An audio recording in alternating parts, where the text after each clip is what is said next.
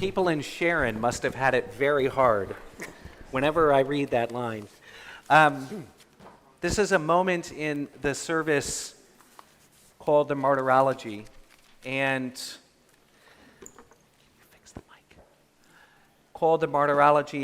traditionally we've taken time to read through this section of the Machzor. It begins on page 337 and continues in the Machzor all the way to page 345.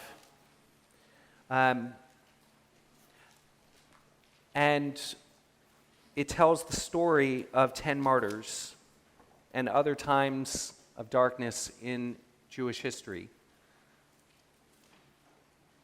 I asked Charlie to speak at this moment, a good friend and part of this community for so long, to share his family's story from not so long ago, from a dark moment in Jewish history.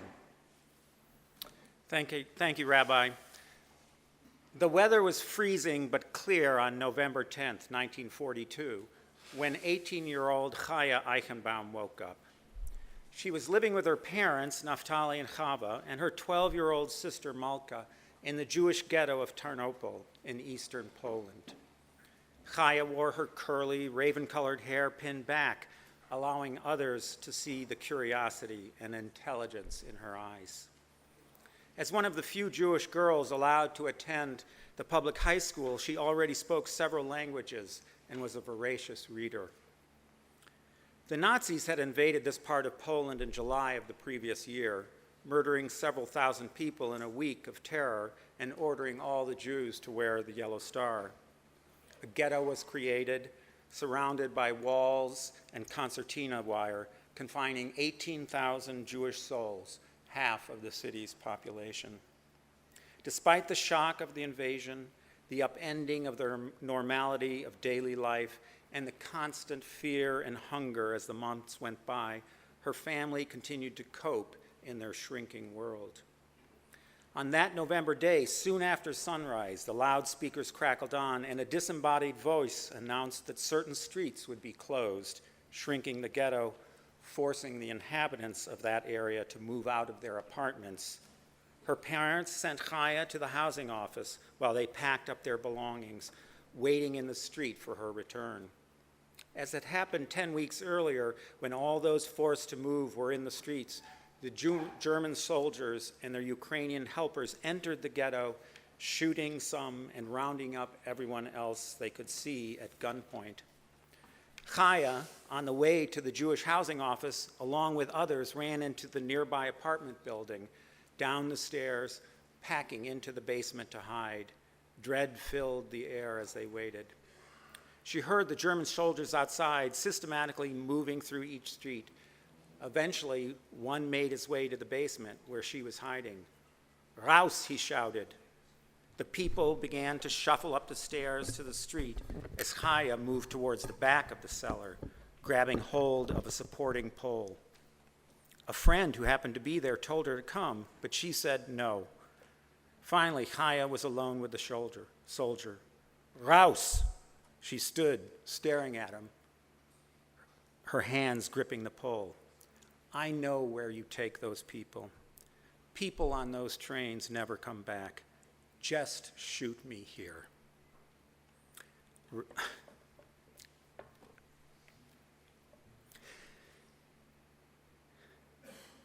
Raising his rifle above his head, he slammed the stock into her head.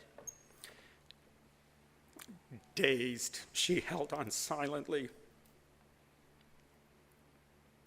After a few minutes, he left. Chaya waited there until after the gunfire and screams had stopped, eventually returning to the street where her family had been living.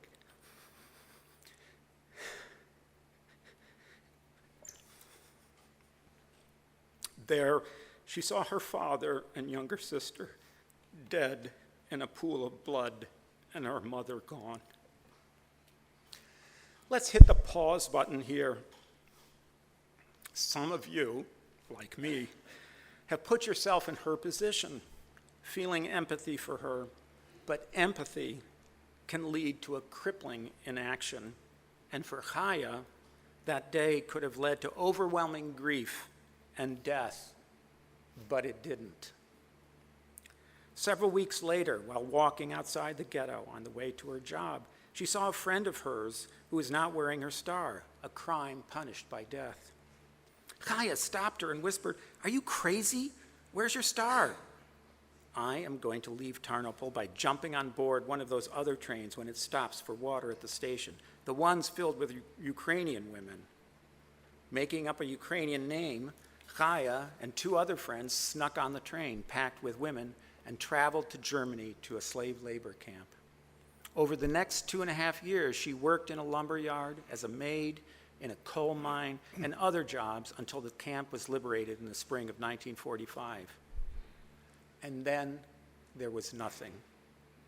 All around her, the women were screaming with happiness, hugging each other with tears of joy. But for Chaya, this sudden freedom from the constant business of survival and fear of discovery left her with emptiness and a profound anger with God.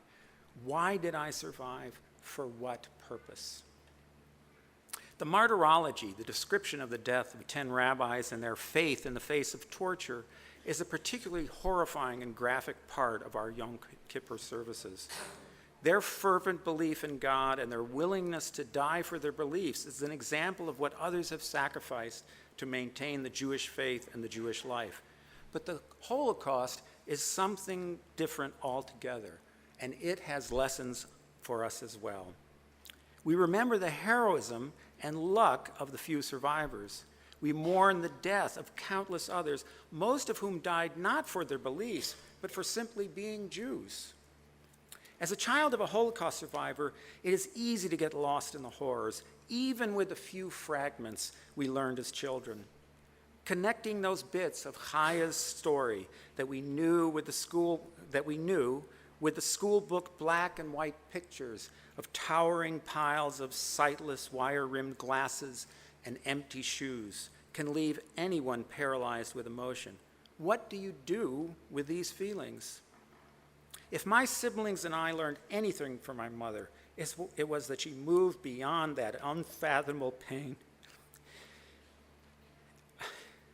and embraced life with a passionate fierceness. During the season, we are called to engage in the process of Heshbon HaNefesh, or taking stock of our souls. I would ask that you look at these past lives and use them as guideposts as you move through life. Empathy, the ability to put yourself in her position, can be crippling, whereas compassion for her and others can motivate you. When my parents immigrated to the U.S. in 1952, within months of my birth, they arrived to find a country in the midst of a boom and simultaneously in turmoil. Senator Joseph McCarthy's reign of terror was in full swing from 1950 to 54, and African Americans struggled under the crushing burden of Jim Crow laws and segregation. Having survived the Holocaust, this was anathema to them. They immediately became politically active. They joined the NAACP and the ACLU and did fundraising for the United Negro College Fund. Beyond donations, they took direct action, taking their children and marching with us in the Civil Rights Act from 1964 and for the Voting Rights Act of 1965. For my mother, this continued until her final illness 11 years ago. After she was diagnosed with glioblastoma, or cancer of the brain, she chose to endow professorship in Jewish studies at UNC, in the end using the reparations that she received from the German government for that purpose. My mother, as a Jew who lost her family, and my father, as an agnostic who lost friends, took the lessons from war and transformed them into tikkun olam, changing the world for better, extending beyond the Jewish community to the wider world. They were proud of the U.S. Holocaust Memorial Museum that did not simply look backwards to the painful past, but actively worked to learn from the more recent genocidal destructions and to prevent future Holocausts. But my parents were not simply grim-faced political operatives. As young children, we were expected to behave as adults, but included in all adult events, including dinner parties. A steady stream of international visitors came through our small town speaking French, Dutch, Russian, and Spanish, relishing my mother's exotic cooking and the uproarious laughter late into the night. This was a woman who remained engaged with everyone around her, young and old. Long after her children left our small town, the children of her friends would come visit her, feeling at ease in her presence, revealing their most precious secrets.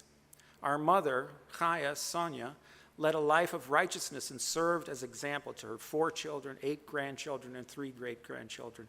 What drove her children crazy, her snap judgments of her friends and partners based on 1 minute of observation, her quarterly interrogations of us when we brought home a report card with the dreaded minus after an A, which she looked at as if it was a dead bug. In the end, she helped us realize that we realized that she had an uncanny insight into people and their behavior. She pushed us to become more than we might have been otherwise, always looking for ways to assure that we might survive another Holocaust. And each of us grew up with the awareness of how terrible prejudice is, leading us to be socially mindful in our ways. Some of you may have noticed that since I joined Bethel in 1982, I stand up for Kaddish far more often than I could have possibly have loved ones who have died. I do this because of all those souls who perished in that firestorm, those who have no one else to pray for them. And when you pass by that far lower corner of the memorial board next to the bookcase, please touch the marker for Naftali, Chava, Molka, Sonia Chaya, and my father Johannes, and say, Seikos Tzadik Bivracha, may the memory of this righteous ones be a blessing.